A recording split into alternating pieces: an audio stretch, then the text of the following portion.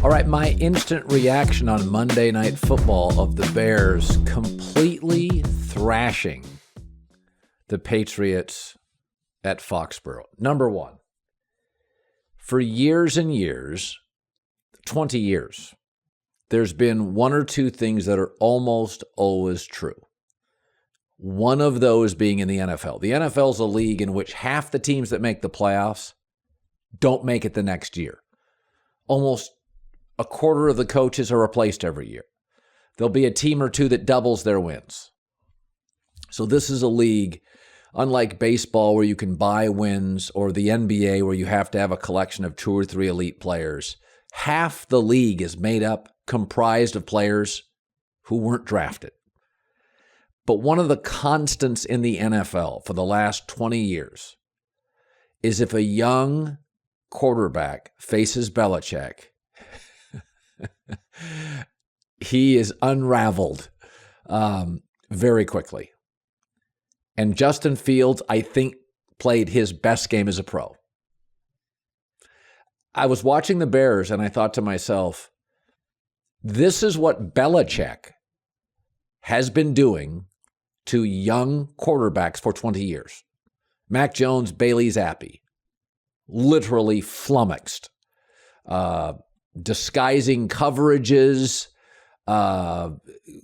stunts from different places, lot of adjustments, great halftime adjustments. I mean, Bailey Zappe first half, Bailey Zappe second half, 2 different players.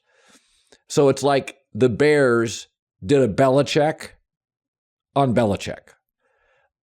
As I watched that game, I thought to myself, can you imagine being a sports talk radio host in Chicago tomorrow?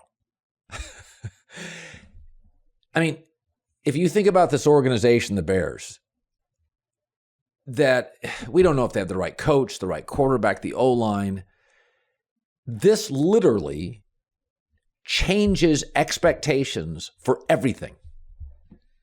For Eberflus, for Justin Fields, for the team. If you can be this good against Belichick, nobody thinks New England's a great team, but they were a playoff team, right? You go on the air tomorrow in Chicago. Is this the new Bears? I went and looked at the Bears' schedule, and all those games that looked like losses, I'm like, I don't know. I think they beat Dallas. Outside of the Buffalo game, I'm like, no, I think, well, the Jets, they can certainly beat the Jets. Right now, Fields is better than Zach Wilson. I started talking myself into Bear wins. That is literally, it changes the bar on Justin Fields. I mean, what was that? Is that what he is? Because no young quarterback does that against Belichick except Josh Allen. And even Josh Allen, I think, went 0 for his first 4 against Belichick. I mean, that game, they always say happiness is based on expectations.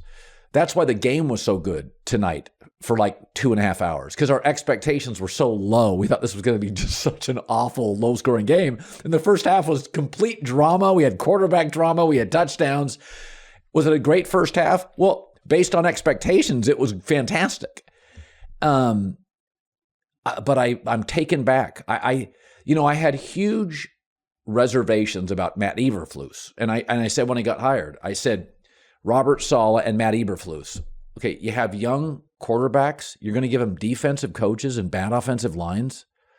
I mean, this isn't going to work. And both Saleh and Eberflus have really got this thing humming. I thought Saleh had a choppy first year, but I all phases tonight.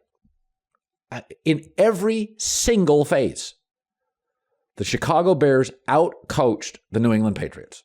Every phase. Special teams, defense, Justin Fields. It was just head-spinning to watch. So that's my first takeaway. That what do we do with Chicago now? Is this what we should expect? You ever had one of those days? I can remember having these in college. You wake up Saturday morning, you're on a college campus, it's crisp weather, you met a girl on Friday night at some, party, you wake up, you're in a great mood, Saturday, there's a home football game to go to. You don't have to do any studying. There's a party that night, and you're like, oh my God. You feel like, oh, this is the greatest day. You're like 20 years old. It's like, met a girl, going to a party tonight, college football today. I don't have any homework. You're finally out of the house of your parents. You're going to do what you want to do. You can just sit and, eat snacks all day. It's like, oh, life doesn't get any better than this. And as I can say in my 50s, it sadly doesn't. But the point being is, you watch the Bears and it's like, what the hell? Is this what they are now? What am I supposed to do with this performance? What do I do? This is what I get with the Bears? So it blows your mind. Okay, let me switch over to New England. Bill Belichick, the way they treated Mac Jones. So I was a believer, just keep going with Bailey Zappe until you lose. No. Belichick's like, I'm going to go with Mac Jones, and then after a bad series, I'm going to replace him with Bailey Zappe. Well, why wouldn't you just stick with Zappe? I mean, if the string was going to be that short, if the hook was going to be that quick, why don't you just stay with Bailey Zappe? And I thought when they pulled out Mac Jones, I thought, this is what you would do with your quarterback. That's what people who call sports talk radio shows, that's how they would coach. Belichick literally became a sports talk radio caller. Bad throw. Pull him back up in. You're like, what? Why didn't you just start Bailey Zappe? If the hook was that quick, what are you doing to your young quarterback's ego? It's fragile at this point. And then you got the crowd, chanting Bailey Zappe, and you can just see the body language of Mac Jones. It's like, oh, yeah, that's how you ruin a kid. So New England's confounding. I don't get, they don't have an offensive coordinator. They don't have any speed. How they've treated Mac Jones. What I watched tonight, it's just hard. It's hard to wrap your brain around it, right? It's just, they have no elegance or no sensibility of offense. It's just clunky. They don't draft it well. They don't develop it well. They don't really know how to treat the quarterback. Just ask yourself, why would you start Mac Jones if you were going to pull him after that? Just go with Zappe, and if he stinks, all right, it's an L. Next game, Mac Jones. It's just when you watch somebody and they're great forever, like an athlete, you watch an athlete, and he's great, right? He's ascending. He's young, he's talented, he's flawed. Then he gets great, he's in his peak, and then he gradually, ages like a Brady.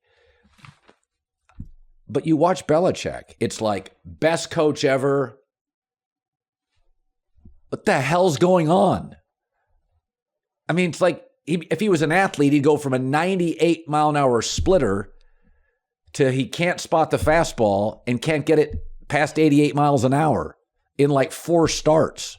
How do you go from what we watched, which was the perception that he was the greatest coach ever? You never went into a game as a Patriot fan and thought you were the second best coach. You just worked in a touchdown because of coaching. Even against good coaches, Andy Reid, Tony Dungy, Tomlin, you'd be like, Pete Carroll, we have the better coach. And you'd see it. It's like the league pivoted to offense. Bill's got his kids on the staff. He lost Brady, Josh McDaniels. He doesn't have a great sensibility with offense. All of it's bad. Belichick got Belichicked tonight. That's what I saw for 3 hours. God, they just played a basic zone.